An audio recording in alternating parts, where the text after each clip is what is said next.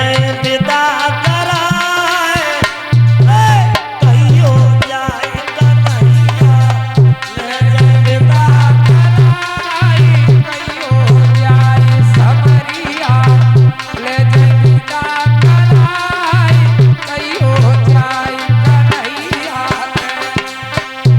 अरे पड़तई चिट्ठिया जो नहीं आए, पड़तई चिट्ठिया जो नहीं आए, मरे बिसुखाए, अरे कहियो जाए कन्हैया मरे बिसुखाई, कहियो जाए कन्हैया, मरे बिसुखाई, कहियो जाए समरिया।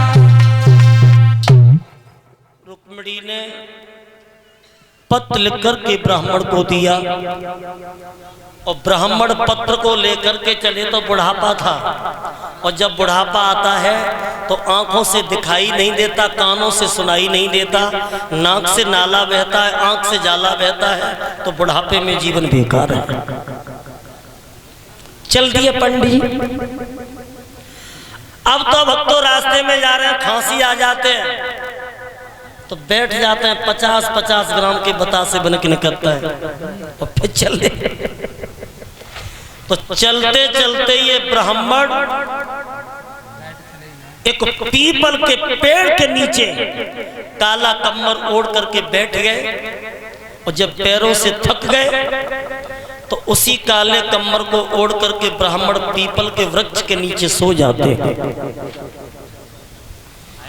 भक्तों जब सो गए तो कन्हैया ने देखो कि हमारी रुक्मिणी को भेजो, बहुत पंडित है, और अगर ये पंडित जी हमारे पास तक न आ पाए और तब तक तो रुक्मिणी किसी दूसरे की हो जाए।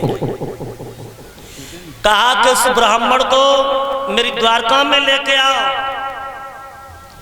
तो भगवान के पार्षद चले हैं, और जहां पर वो सुदेव नाम के ब्राह्मण सो रहे थे, सो उनको उठवा लिया है, और उठवा करके उस सुदेव ब्राह्मण को द्वारका में सुला दिया।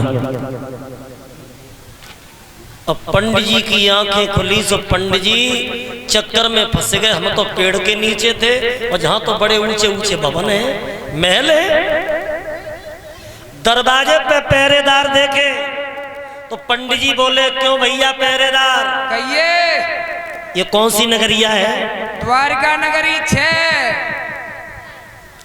द्वारका 6, राज कौन करता है? कन्हैया 6।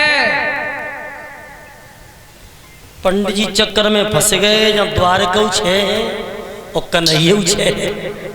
अब जेई ना मालूम पत्ते का रुक्मिणी ने कौन सी द्वारका में भेजो है, कौन से कन्हैया पे भेजो है। अब अगुरियां गिरने लगे। पंडित जी कहो, ये अगुरियां कैसी गिरे? अगुरियां तो ताशों गिर रहे, तुम छक्काड़ा से कैसे पील रहे हो? हमें ये महसूस होता है कि आप यूपी के रहने वाले हो। हाँ। अरे ये गुजरात प्रांत है, गुजरात, यहाँ लोग है को 6 बोलते। तो इसका मतलब यही द्वारका है। हाँ यही द्वारका है। यहाँ के राजा कौन है? यहाँ के राजा हैं श्याम सुंदर, भगवान श्री कृष्ण। तो उनसे मिलना है आपको। हाँ। देखो सामने लंबी निगाह करो, ऊंचे ऊंचे भवन दिखाई दे रहे, देखो वे श्याम सुंदर के भवन है, सीधे जाओ पहुंच जाओ। पंडित जी चले हैं तो क्या देखा कि यादवों की सभा लगी है, और यादवों की सभा में जब वो ब्राह्मण देव पहुंचे हैं तो यादवों ने ब्राह्मण देव का बहुत बड़ा स्वागत किया, बहुत सम्मान किया। और कन्हैया ने ब्राह्मण देव को अपने पास में बुलवाया है, और पास में बुलवा करके कहा कि हे ब्राह्मण देव, आसन ग्रहण करो, क्योंकि आप तो हमारे पूजनीय हैं, आसन ग्रहण करो।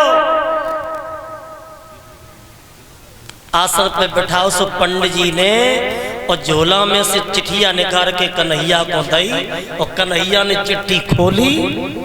सो बोले, पंडित जी जा में तो कोई लड़की है रुक्मिणी, जा हम जानता हूं ना। बोले लड़की?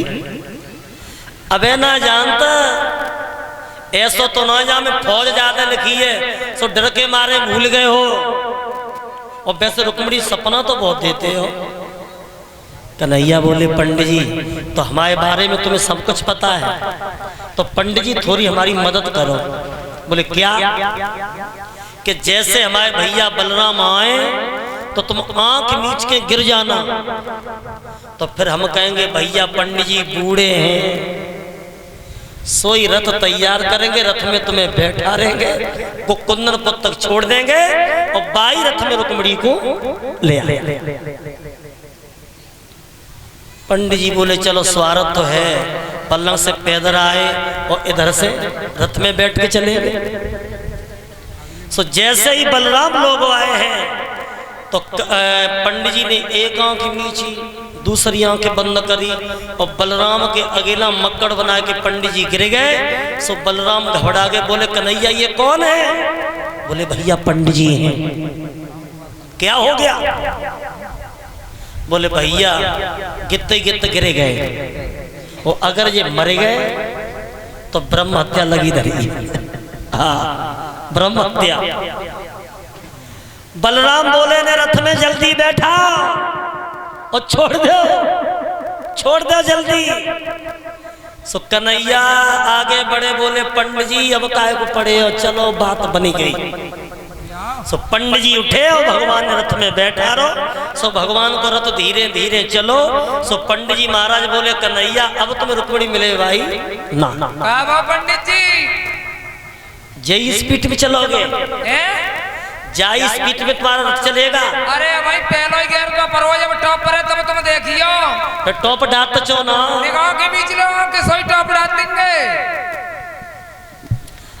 अब पंडित जी ने नेत्र बंद करे, भगवान ने उसी समय घोड़ों को इशारा दिया है तो वो घोड़ा आसमान में पहुंचे हैं और भक्तों बेग के समान कन्हैया का रथ चला।